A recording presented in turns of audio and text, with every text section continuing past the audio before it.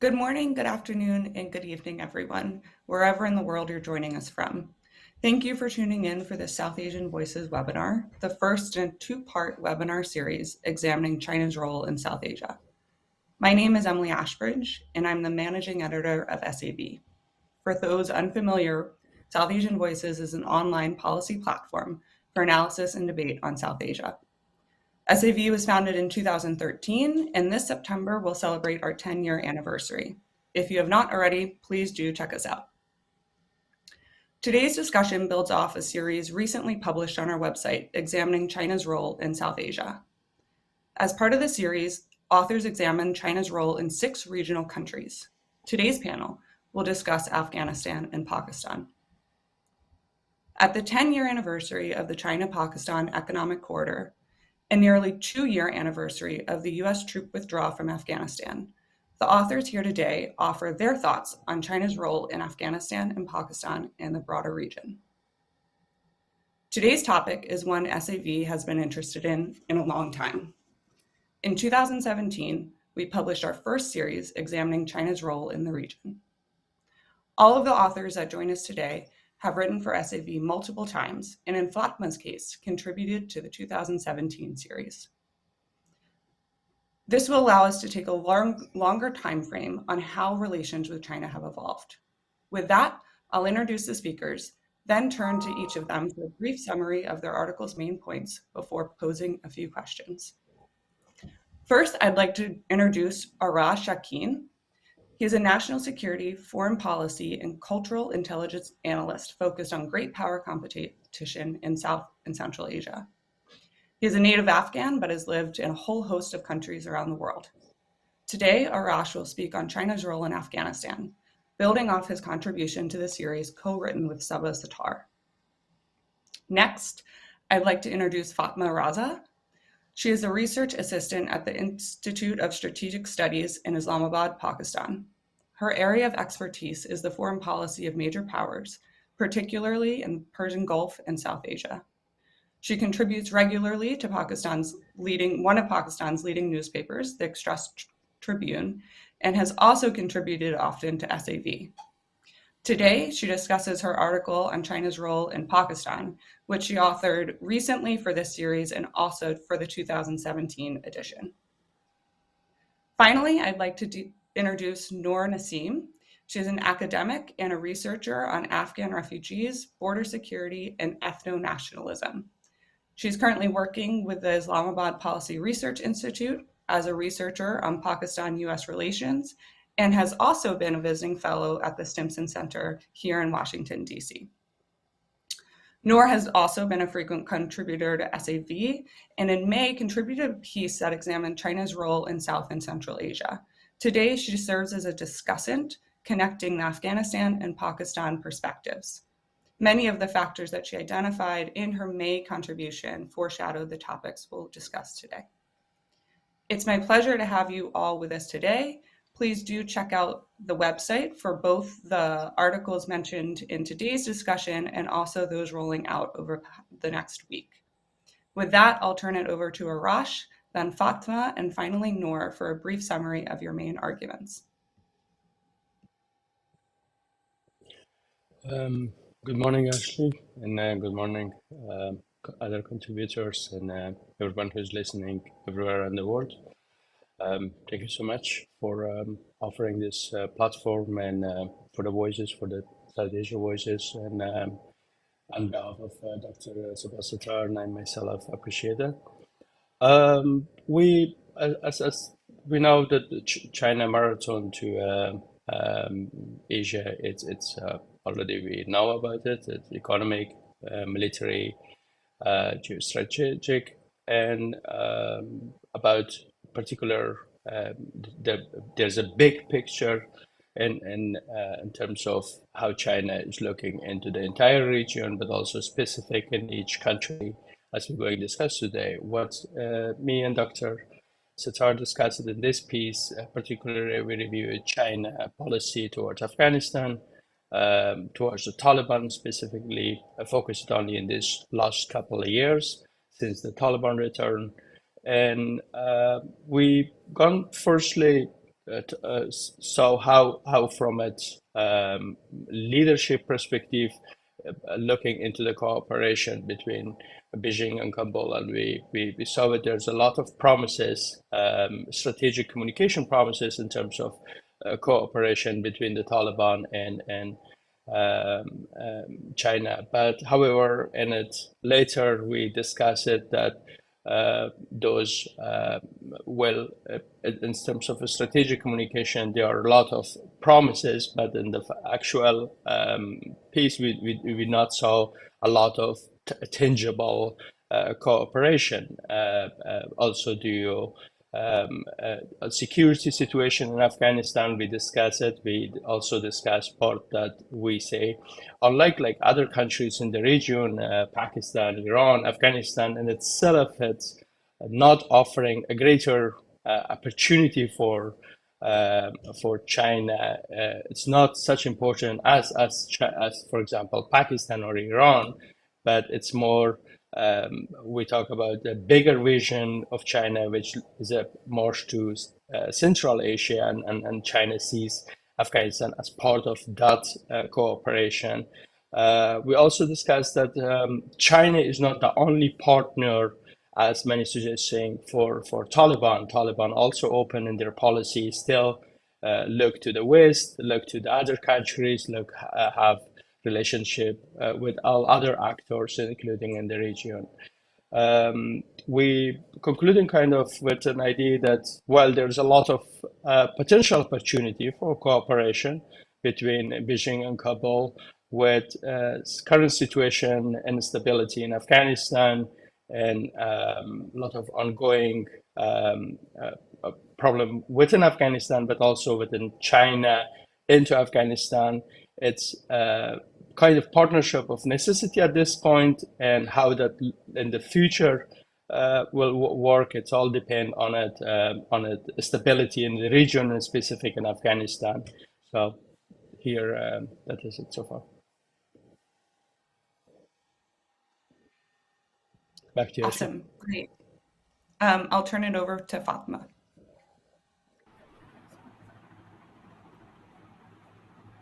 Hello, good morning, everyone. I hope you can all hear me.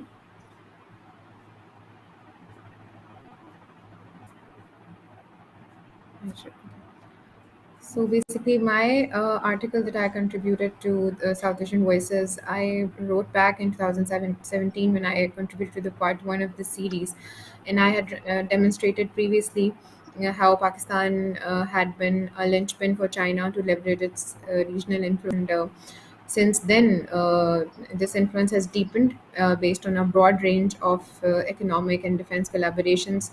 And even amid all these turbulent times in Pakistan's domestic environment over the past 5 years, the Chinese government has retained its influence in Pakistan by building strong diplomatic ties with its Pakistani counterparts, and it has provided support and to Islamabad amid all of its political and economic volatility that the country has been going through.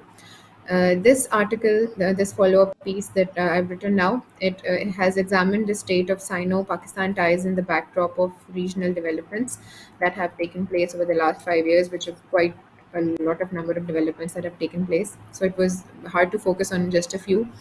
My particular focus has been on the future of the China-Pakistan economic corridor, naturally with its 10-year anniversary coming around the corner, and then the US Indo-Pacific strategy as well, and Pakistan's place and Pakistan's role that it could actually play in this regard as well, with the particular focus on the US withdrawal from Afghanistan as well. That has brought about a greater room for a more positive Chinese presence in the region, in my opinion, and it, in my opinion, could be utilized to create a more symbiotic relationship with an important regional partner like India. It's hard to do, but well, we can only begin by talking about it. Pakistan, I also talk about how Pakistan could aspire to become a connecting bridge between China and the United States as it once used to be, as opposed to picking sides, which could escalate great power competition even more and endanger regional stability and prosperity. And my piece, which hopefully people will read in more detail, it talks about the Sino-Pakistan economic cooperation. There are facts and figures included, and you can all have a look at that when you read the piece. But I talk about in that portion of the essay, I talk about how CPEC, being a vital component of the BRI, uh, has contributed to direct jobs and employment opportunities for the local population by continuously also creating this bridge and link of communication between the two sides by conducting more than almost 11 joint cooperation committee meetings that have taken place during this time. The problem lies with Pakistan's internal institutional weaknesses, ineffective planning, and there have been a lot of implementation gaps that have stagnated the progress of the project. And while these barriers, in my opinion, these barriers have not demoted Pakistan from its position of importance that it holds for China and China's South Asia policy, but this stagnation has now highlighted the need for some sort of change and some sort of improvement that is badly needed with regards to Pakistan's economic outlook. And serious steps now need to be taken. I've also focused on the Sino-Pakistan defense cooperation, which is not at this point a formal treaty or an alliance. Obviously, China does not really do alliances like that, but it is, as I also mentioned, Samir Lalwani in his report, he mentions how he calls it a threshold alliance between the two countries, and steadily defense collaboration between two sides has steadily increased over time with a lot of technology transfers and more compatibility and interoperative ease between the two countries that has increased. So, with new security challenges emerging, like the growing India-US strategic partnership, as well as rising terrorism under the Afghan-Taliban, so it has made sense for both sides to increase the defense and strategic partnership between them. And then I have finally talked about Sino-Pakistan ties with respect to the US Indo-Pacific strategy. And in that regard, I have talked about how this strategy has deepened the US footprint in Southern Asia, and it has actively incorporated partnerships and methods that have tried to curtail the Chinese economic and strategic expansion within this region. And how it has done that is revitalizing the Quad, just to name a few, increasing cooperation with ASEAN, forging new security arrangements like the AUKUS, and also adopting a new Indo-Pacific economic framework, which specifically is designed for competing with the China's economic footprint in the region as well. India is, yes, the cornerstone of the strategy and aims to contain Chinese influence, and they have naturally always opposed the propagation of CPEC. However, even with US backing, I make this point that even with US backing, Indian military and naval capabilities are inadequate to undermine Chinese regional ambitions to their satisfaction, obviously. So, in this regard, to effectively contain China's regional advances, Pacific strategy needs to broaden its approach. They need to garner support from other regional countries alongside India as well.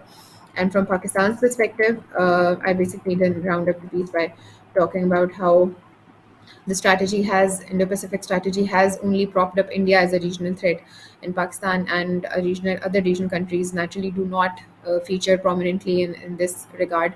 However, since I say that Indian capabilities may not be enough, so Pakistan's hypothetical inclusion could actually be a game changer for that. But obviously, that is a hypothetical scenario that I discuss here. Pakistan's inclusion into the Indo-Pacific strategy. I do not obviously see that happening at the moment, at least. So it's unlikely for now. However, it could actually uh, benefit the strategy, the Indo-Pacific strategy, in that regard, if it actually is only focused on curtailing China's presence. And then in the end, I just talk about how instead of compelling these regional partners and regional countries to pick sides in this power competition, China and United States could act more responsibly. They could involve both India and Pakistan in a collaboration on emerging challenges, which are shared challenges, such as rising poverty in the region, terrorism, and particularly climate change as well. So maybe we could, try to move the discussion towards that point as well. So that's all from my side. I hope I have not taken a lot of time. No, Thank you. thank you so much, Fatma. Now that we've heard from the Afghanistan and Pakistan perspectives, I want to turn it over to Noor, whose piece connects Afghanistan and Pakistan throughout South and Central Asia and talks about China's broader strategy in the region. Noor? Thank you very much, Emily. Yes, I think in my piece I was basically trying to highlight how China has bolstered its economic and diplomatic investment in Central and South Asia after the US withdrawal from Afghanistan. I think if we closely look at the number of meetings that China has scored bilaterally with Central Asian states, Pakistan, and Afghanistan, Afghan Taliban in particular, with whom it had its engagement alive even before the US withdrawal, it really tells you that it was moving quite strategically. It was quite patient and was looking for an opportune moment that when US is actually around, it really moves in. Since then, we have seen a speeding up of ties between Central Asia and China. In fact, in 2022, Central Asia-China trade reached 70.2 billion USDs, which is a remarkable increase since the last 3 decades of establishment of diplomatic ties between the region and China. And also the fact Fatima also highlighted that CPAC, did face a few challenges in the last government, but China was quite patient and it did not roll back the investments. And now, even during the interim government, our minister from or recently several meetings with his Chinese counterparts. And in his recent address to IPRI, he was quite hopeful that CPAC is going to actually roll in full swing in coming months. So I think that what I was trying to highlight was the fact that US had to withdraw from Afghanistan without having any of its major foreign policy goals being met, which included countering transnational terrorist organizations, which included protection of women and ethnic minorities in Afghanistan under the Taliban government. And also, I think nobody was really hoping or looking forward to the humanitarian crisis that is deepening every month in Afghanistan. China, meanwhile, did everything it could. It also engaged at several points in time since 2021 with the foreign ministers of neighboring states to Afghanistan. And the basic agenda of those meetings was to create a regional stance on whether or if to engage with Taliban for recognizing their government, what kind of engagements or offerings can be made, for example, in return of assurances for security on ground. And there is a bilateral understanding, it seems, between China and Pakistan, if not overtly, in form of a policy document. But the engagements of foreign minister of both with Afghan Taliban really tells you that both China and Pakistan have an underlying tacit agreement that Afghanistan will be included in BRI and CPAC projects, particularly those that aim to connect Central Asia through Afghanistan to Pakistan. In that context, we recently saw signing of a deal for a railroad link between Uzbekistan, Pakistan, and Afghanistan. And even a few months before that, Chinese diplomats visited Pakistan and Central Asian states. So it really tells you, that how strategically China is moving.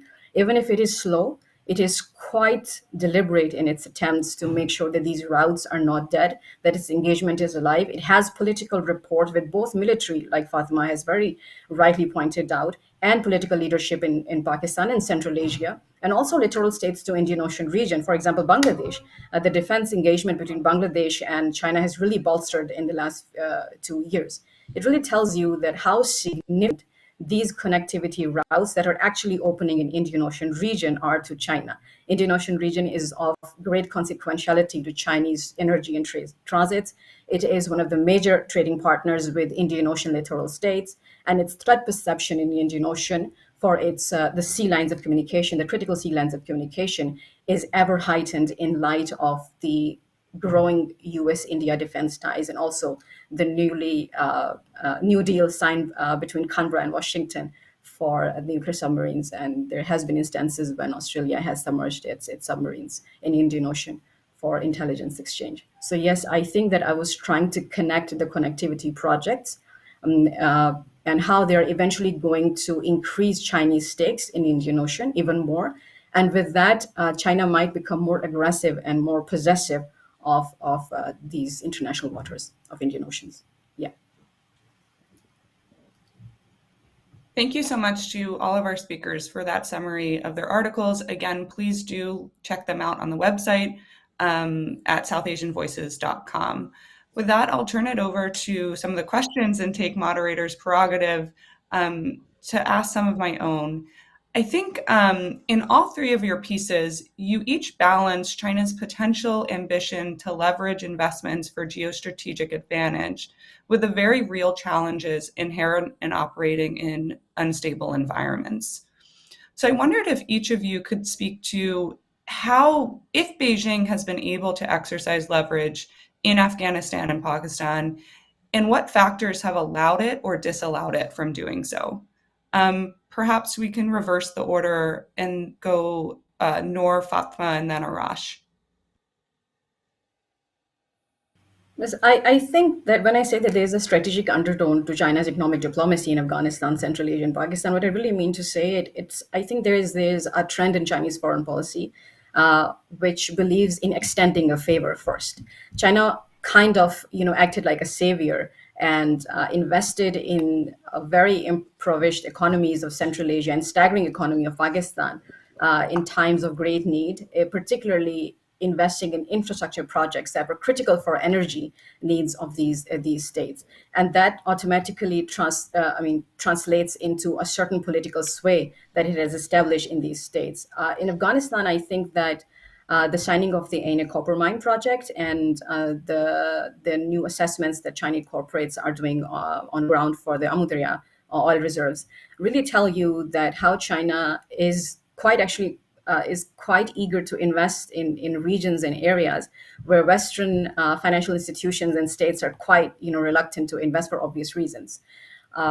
I think that one of the obvious reasons for China to do this is to establish a necessary integration in terms of economy with Afghan-Taliban, which obviously will in the future make sure that their economic stakes are aligned to the point that security concerns are on ground are also aligned. By far, Taliban did in 2022 entertain some of the Chinese concerns and moved ETIM away from Xinjiang border, but it did not entertain China to the extent that it handed over ETIM terrorists. But the readiness in Taliban also to sign these economic deals with Central Asian states, with Pakistan, and with China really tell you that there are certain assurances that they will be ready to give as a return, because it's inevitable that the dividends will be due eventually. I hope I answered your question, Emily. Yes, for sure. I'm keen to get Fatma's perspective as well. Yes, well, I completely agree with Noor. I would to talk about how with this whole regarding China's involvement in this, that's a very politically and economically unstable, very insecure with this environment. What actually stands out to me more than anything is the huge amount of historical baggage related to the US involvement in this region that has up till this point created a level playing field now for to increase its own, because US has been exhausted from this, particularly in terms of that exit that the when they left Afghanistan. Exit has actually created a lot more, and how Noor mentioned that exit strategy was even in play. China had already been laying the groundwork for a more regional approach, and US has been a loyal influencer in the region for a very long time, but it was time for it to obviously now reduce its footprint finally. And that vacuum that it left now in region, also in terms of the new government of Taliban government now in Afghanistan, China a lot of opportunity to now create more linkages in terms of economic cooperation, political cooperation, even defense and other cooperations, that they could be a part, the kind of a dominating partner. They could be to guide or try to try to guide them in a manner that is very different from much of the United States that they had been used to. So they could actually try to outpace the US in its strategy here in the region. They could actually end up making it quite if they approach this whole thing carefully. So the fact, I think, to me, the fact has more than anything allowed China to create bridges, these linkages, this connectivity, and to propagate it even further and to sustain it in the. I think that factor is the exhaustion, the baggage, and vacuum left by the US region. I'd like to say this. I hope I've also answered your question. Yes, for sure. Arash, could you give the Afghanistan perspective? Thank you, Ashley. Just to clarify, since me and Sabah wrote this piece, right now we are going into the Q&A, and what I'm answering is, in some cases, could be my own opinion and not shared by Dr. Sabah. So I make clear about that point. You know, I look from a China-Afghanistan perspective, more from it as if I give an example of it, I see it into the Taiwan and then North Korea, how China is looking into it. For Beijing is Pakistan is a Taiwan. It's not in terms of historic perspective, but in terms of strategic values and in a short term, what can get advantage. However, when it comes to North Korea, it's kind of the enemy of enemy is my friend. It's a relaxed. It's more using as a buffer state.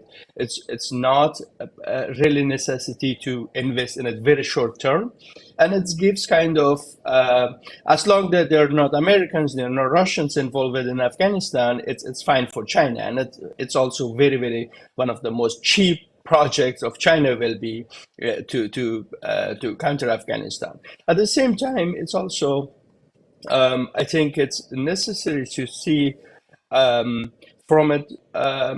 China is very new to Afghanistan, despite that an entire historic background from it. Being a part of the Silk Route, and let's say from 16th, 17th century, Afghanistan never looked into the China. It's always have to look it into the north, to the Russian Empire, and then to the west. And since its foundation from 1919, in terms of policy, in terms of cultural taste, in terms of everything, was towards more Osmanic Empire and the West with the Persian influence. So also in the last 40, 50 years, huge Indian influence, not only from it, language, presence of India in Afghanistan, policy from it, Bollywood to everything. It is for China is not a short-term kind of, will be very difficult to change that perspective of from an average Afghan to take all Afghan ideas out of heat and then replace it by the Chinese. It is very take a long time, and that's why China is cannot replace in a very short term. However, in Pakistan, it's an economic deal. It's a win-win situation, whether for Pakistan, whether it's at work or it's good for the future of Pakistan. Is very other thoughts here from Washington. But in the short term, there's a valid perspective, touchable things we see. Like this week, probably will be inaugurated the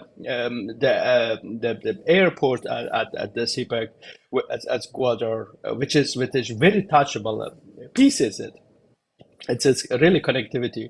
It's also in terms of accessibility. I think it's important to say that Afghanistan is not very accessible to China. It's access have to come or from Iran or from Pakistan to Afghanistan, which both country has a hostility historically, but also practically at this point. I mean, we see almost weekly clashes at the border at the Pakistan, Afghanistan, and then Iran-Afghanistan border clashes. So it's also making a business in terms of air. It's not impossible. You cannot do the wholesale business with a country, larger economic project when you not have accessibility and when you're very dependent on other countries who has hostility with that country to do a business. So from that perspective, I see it's true that Beijing sees the entire region in a bigger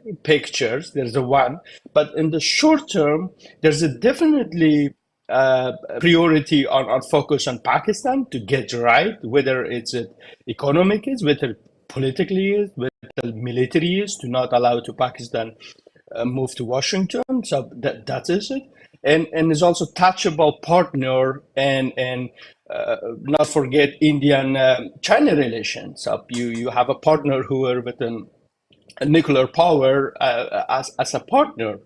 When it comes to Afghanistan, I think it's a more and that's I come back going back to our original paper. It's more strategic communication. It is Taliban every day using Beijing as to the local Afghans to saying, hey, we are isolated from the world, but see, our Chinese friends are in good relation with us. So and Beijing is using the same narrative from, hey, see, these Americans left and they done messed up in the region, and now we can replace it and see how Afghans are happy with our help. So this is a more strategic communication in terms of both parties using than the factual, actual touchable cooperation. And that's going to take a while. I think we are not done in terms of, and China know that Afghanistan is not done in terms of peace and security. It's not kind of but I mean, with Pakistan you have also challenges, but at least you have a strong military who you can rely on it, that at some point will keep all together. Within democratic way or not, it will keep together. In Afghanistan, that guarantee is not exist for Beijing. So I think, therefore, they will very, very be careful, but at the same time, cost them nothing. I mean, that's also so if you get something for free, you get it. So they get Washington kind of left and give it Afghanistan for free for China, and that's they can enjoy that. Back to you, Ashley. Thank you so much, Arash. I want to drill down a little bit more on this point of strategic communications and teasing out what happens on the ground tangibly and some of the rhetoric that comes out. And so, for instance, how would you assess recent reports of China eyeing Afghanistan's lithium reserves? Is it helpful to distinguish between the strategic communication side and the tangible kind of development of these natural resources? And additionally, here, is there a difference between Beijing and China and also interests of Chinese firms that seek profit?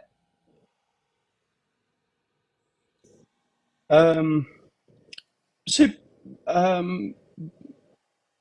the idea of having Chinese get involved in the mining sector in Afghanistan is nothing new. It's not comes from an idea from the Taliban in the last couple of years. It's always existed. In fact, this entire contract between Chinese happened under American support.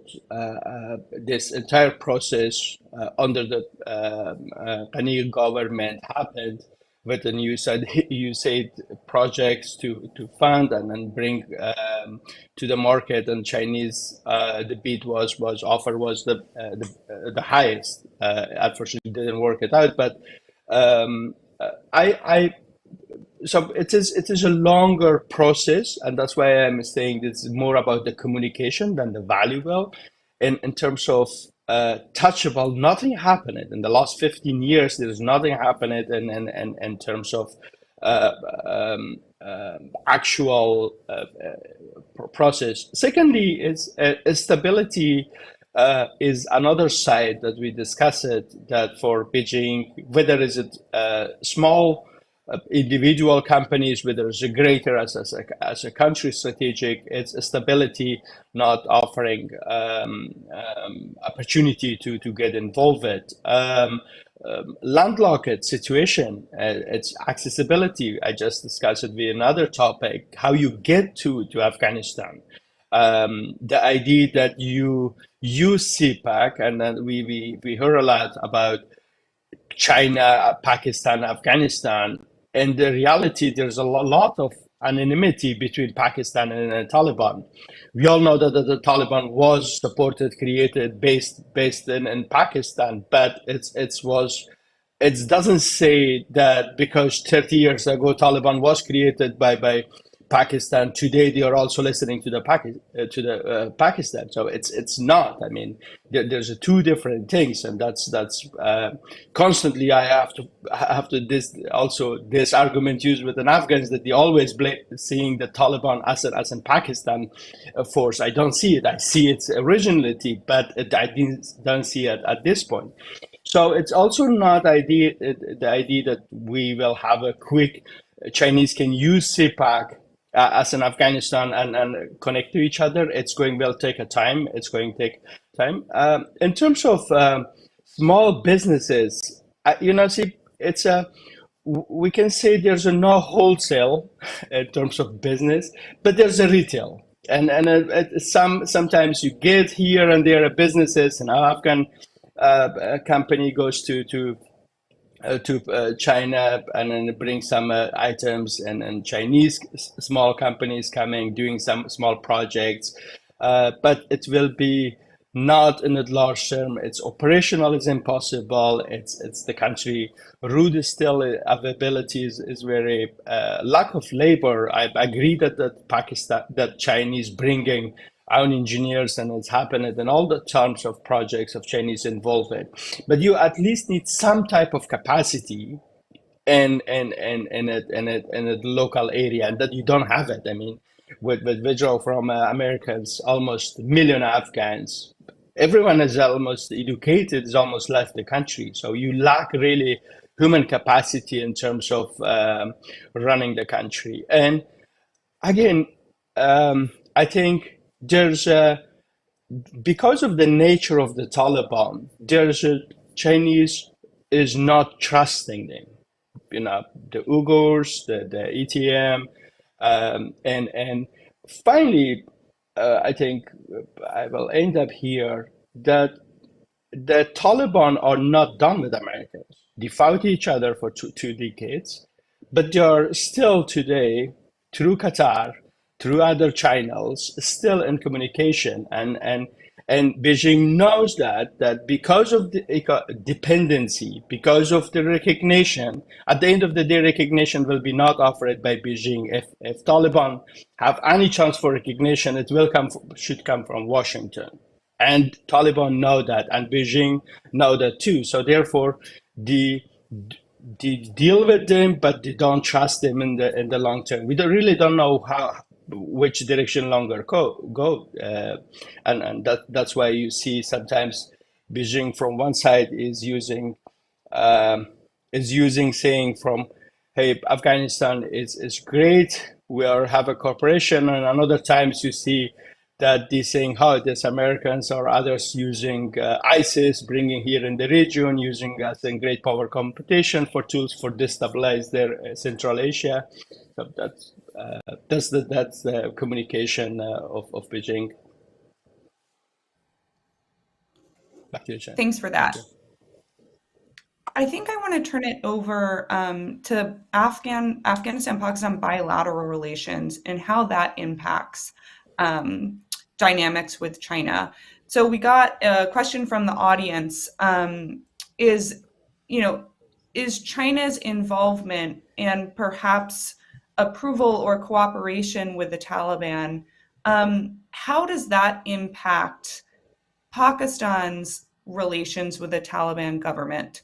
Would China's cooperation influence Pakistan to support or recognize or cooperate with the Taliban-led government? Or does China's relationship with Afghanistan not really factor into Afghanistan-Pakistan ties? Perhaps, Noor, I could turn to you first, given that much of your work is focused on the Afghanistan-Pakistan bilateral relationship, and then go to Fatma. Yes, I think that it's no secret that Pakistan and Afghan-Taliban relations are not at an all-time high right now. It's quite obvious that Taliban have contested the newly fenced border multiple times, engaging Pakistan security forces in cross-border fire, they have not cracked down enough on TTP, as a result of which both TTP and ISK are resurgent and quite potent in terms of their operational capacity across Afghanistan, Pakistan region, which includes ex-Fatah that are problematic, and also the Balochistan region. There have been some reports that TTP now has its hands on M16 rifles that were left behind by NATO forces, which really tells you that they have the capacity to move about in Afghanistan. Transnationalize their operations across that terrain, and also gather tactical supports from groups like ISK and ETIM in terms of intelligence exchange, weapon exchange, financial exchange, etc. So I actually was on call a few hours ago with Pakistan's special representative to Afghanistan, Ambassador Asif Durrani, who just concluded a visit to Kabul, and he was very hopeful that there will be a series of visits. There will be an increased engagement. The deadlock that we observed right after 2021 and in 2022 is likely to be over, considering that the writing is pretty much on the wall. Like I've already mentioned, that the CPAC projects are on the roll, and it is not possible for either Afghanistan or Pakistan, as rightly pointed out by Arsh, to complete these mega infrastructure projects, for example, the Gwadar and Kashgar rail link, on their own. China will have to step in. The feasibility reports are now out. It's a huge investment, but China is very interested in it. China is extremely interested in Gwadar, probably because of its dual, prospect use in case of an Indian Ocean contingency, the likelihood of which is increasing in coming decades, given the posture of AUKUS and also the growing military ties between India and US, and the belligerence with which US is approaching China. It's quite openly mentioned in its national security strategy that it aims to contain China by every means across the world. And like I've already mentioned, that China has taken the lead in terms of congregating the regional leaders time and again to come on or create a consensus on issues relating to Afghanistan. These include humanitarian interventions. This includes recognizing or not recognizing the Taliban. By far, there is a regional consensus, at least, that the regional states will recognize Taliban, not unanimously, but collectively. They will do this at the right moment, but they will not do this individually. As far as Pakistan and Taliban's relation is concerned, I think that really depends upon the situation on ground. Afghan Taliban are always interested in business. Despite the fencing of the border, millions of Afghans have migrated to Pakistan since 2021. Some 600,000 Afghans have entered, officially. And we already are hosting around 3.5 million Afghans. They keep back and forth movement alive via Turham and Chaman border. There's daily commute for business, health, education, and familial ties. So, this region is, this region's ethno-cultural construct is a little different from the rest of the world. And it's quite tough to really tell, that at a certain moment of time, how bad the situation is. The economic transactions or the trade between Pakistan and Afghanistan has also increased in subsequent years to the withdrawal. So there's two sides of the story. I think if there is enough cooperation, if there is enough incentives on table for the Taliban to engage with either China and Pakistan, I don't think there's any reason that they would not want to indulge, as they've already exhibited it by signing multiple connectivity and economic engagements with Chinese and Pakistani officials. TTP remains a bone of contention. I think one of the major reasons Afghan Taliban are not cracking down that hard on TTP is perhaps to keep them for dual purpose reasons, maybe, in the long run, use them as an asset to be mobilized against Pakistan military, which is heavily deployed across Afghanistan-Pakistan border. But also because they are fearful that if they take the lead in persecuting TTP, its members might defect to ISK. And you have to understand there is an ideological affinity between transnational terrorist organizations in Afghanistan and Tehrik-e-Taliban Afghanistan to a certain degree. And this will be seen as a huge compromise on the so-called jihadist ideology followed by these organizations. So I hope I answered your question. I'm very interested in what Fatima has to say. Thank you.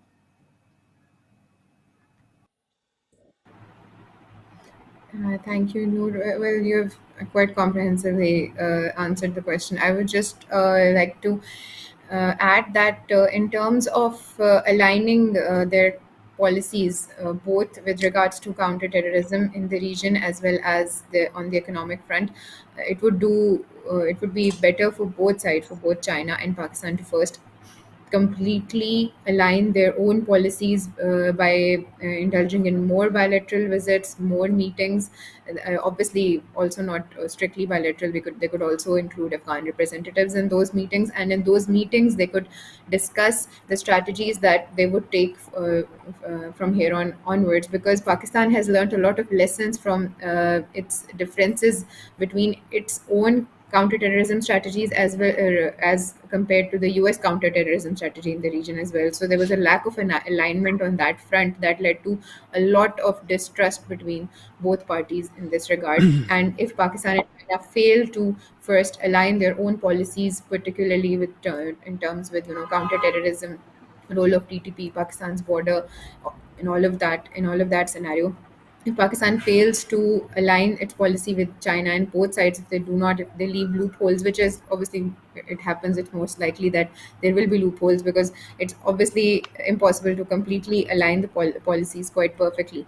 But they will need to work really hard on that to, if they want any kind of dividends, coming out of this strategy that they both have.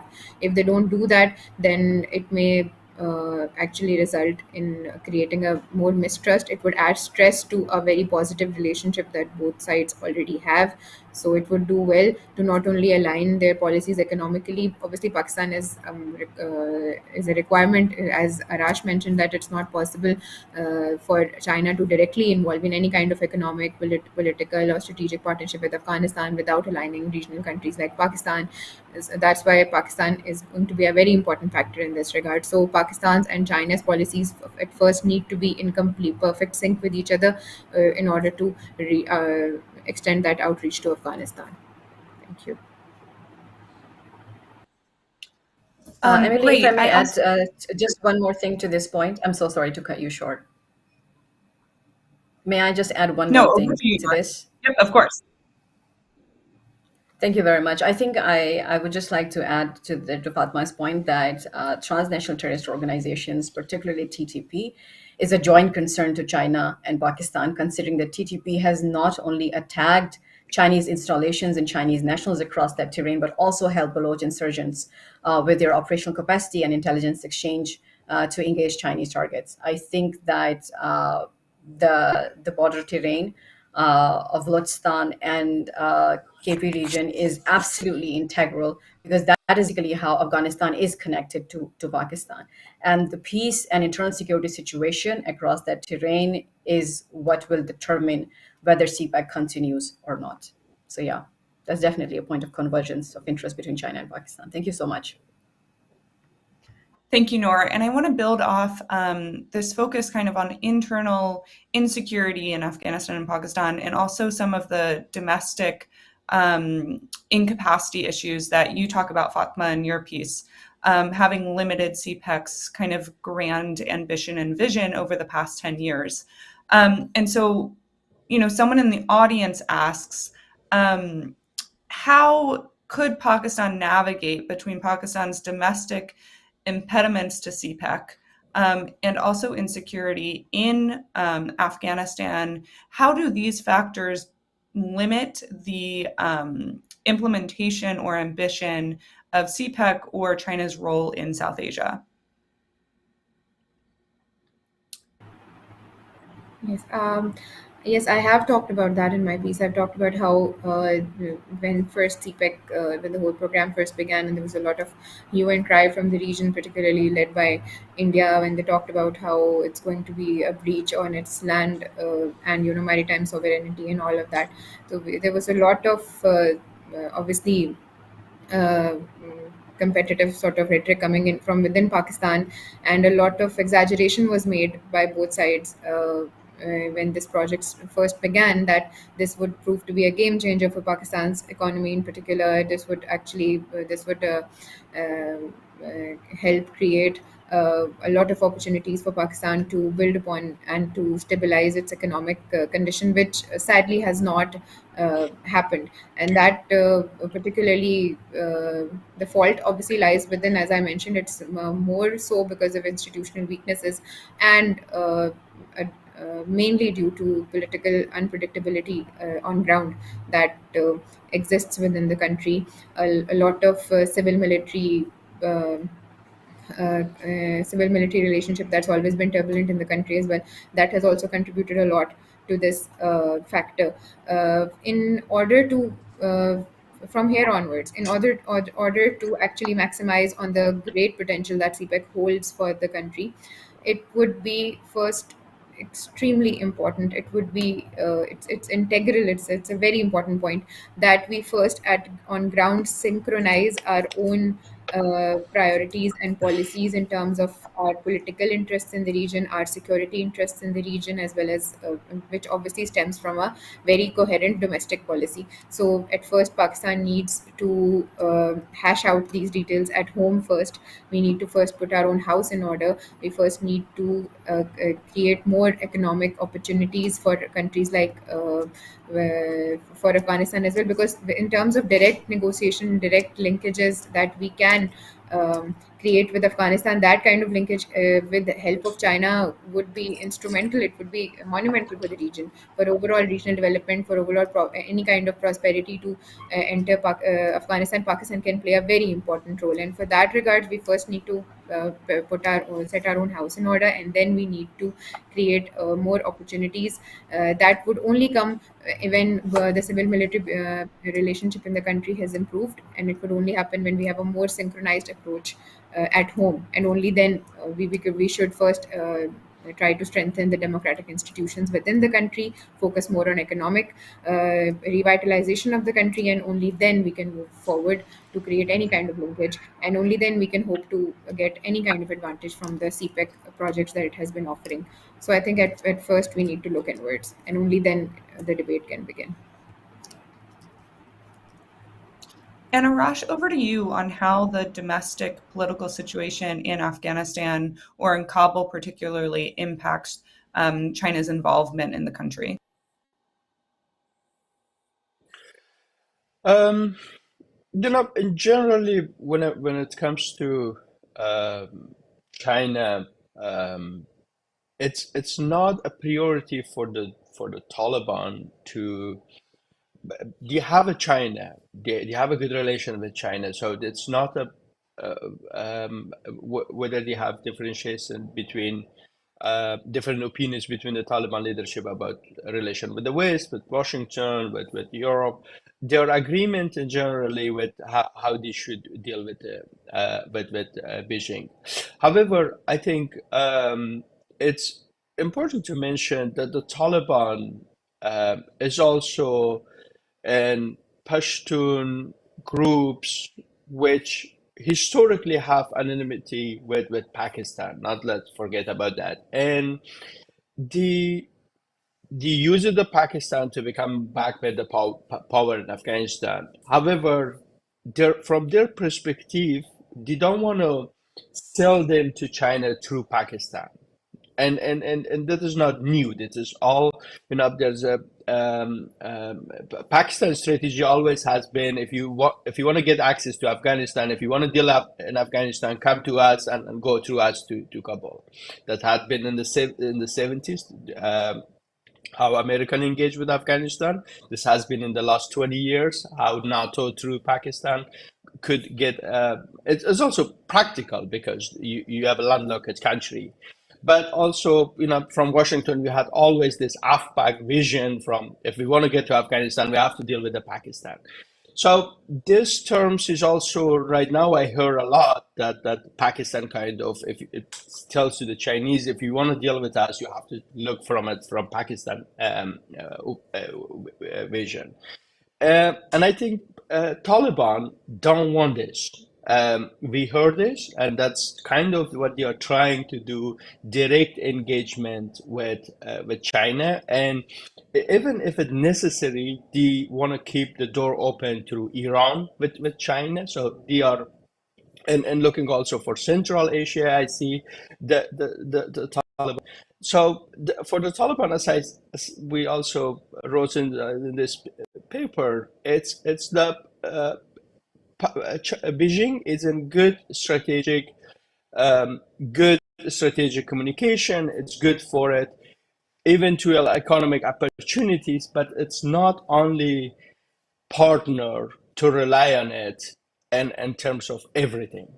Definitely when Pakistan with Taliban know that they have no direct access to them and they have to go through Islamabad to get access to Beijing. And that is doesn't want the Taliban leadership at this point. Maybe small fractions in Taliban, like Haqqanis, who has a close network with ISI and relation with Pakistan, but the core power, which in Kandahar, it doesn't have that view on Pakistan, and therefore the just using for strategic communication again. It's not more for a deep, real relation. Active. Thanks so much. I'm conscious of time. I wonder if we can just use the last kind of 2 or 3 minutes for each of you to just highlight what are the 2 or 3 factors that we should be watching over the next few years to understand China's evolving role in South and Central Asia. Perhaps, Noor, we can go first to you, Arash, and then finish with Fatma.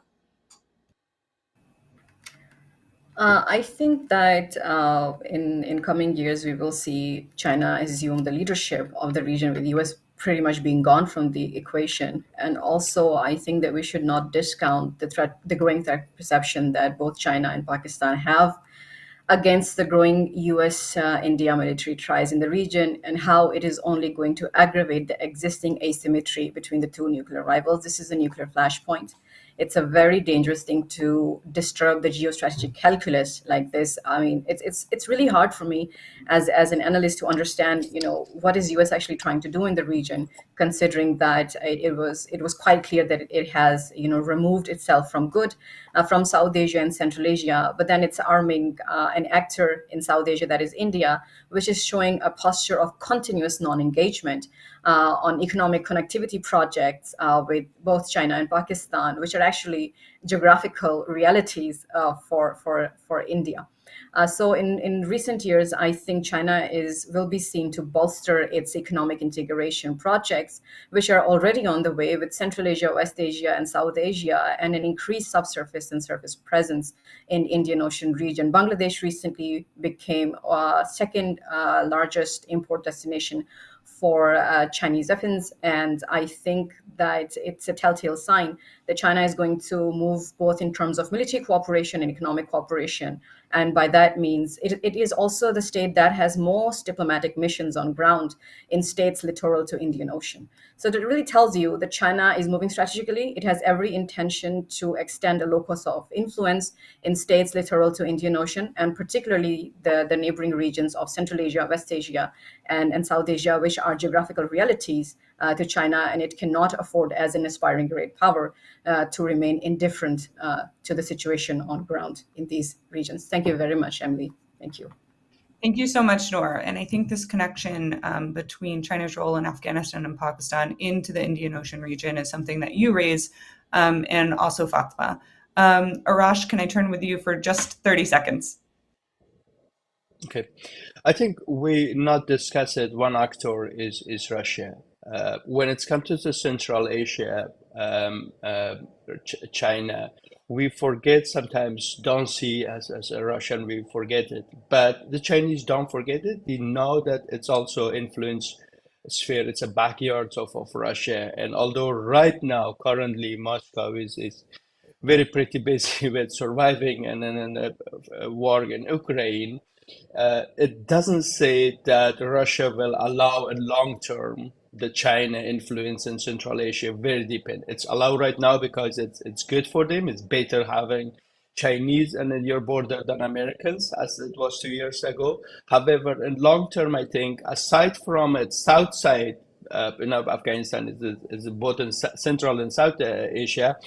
Aside from Indo-Sino relation, which direction it goes, and the Washington influence. Is also important to watch China-Russia relation, which escalating. I mean, there's a lot of discussing here in Washington, or their friends or their enemies, and in my opinion, just to conclude it, China is planning to engage to become bigger, and this at some point it will create escalation in Moscow.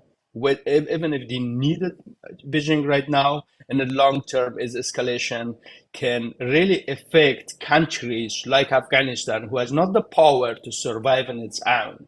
It's becoming that buffer state, which is actually will be ironical for Afghanistan, but that's kind of reality. Thank you.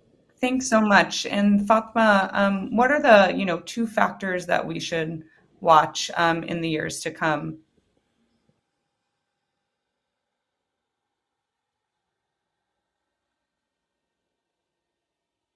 I think you might be muted.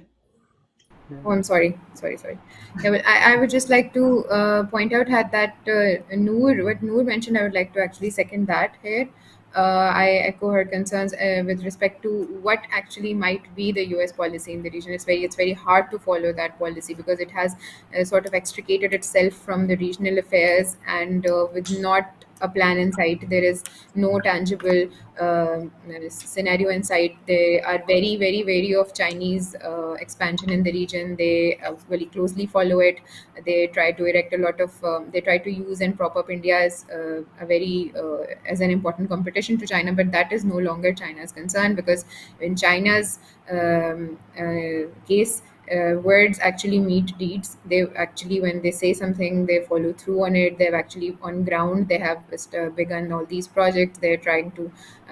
They are helping all these developing and underdeveloping developed countries in the region. They have a lot of on ground influence, particularly now they're also investing so much in Afghanistan, particularly, and then it may not actually be linked to South Asia in that particular manner, but what China has done in terms of Iran and Saudi Arabia as well, the deal that they brokered and how that has actually really completely changed the face and changed the perspective of how even the South Asian region now views United States. So I think in that regard, China has now also sort of it is, yes, economic engagement will continue to be the base, the foundation of Chinese engagement in the region, but we should also watch out for its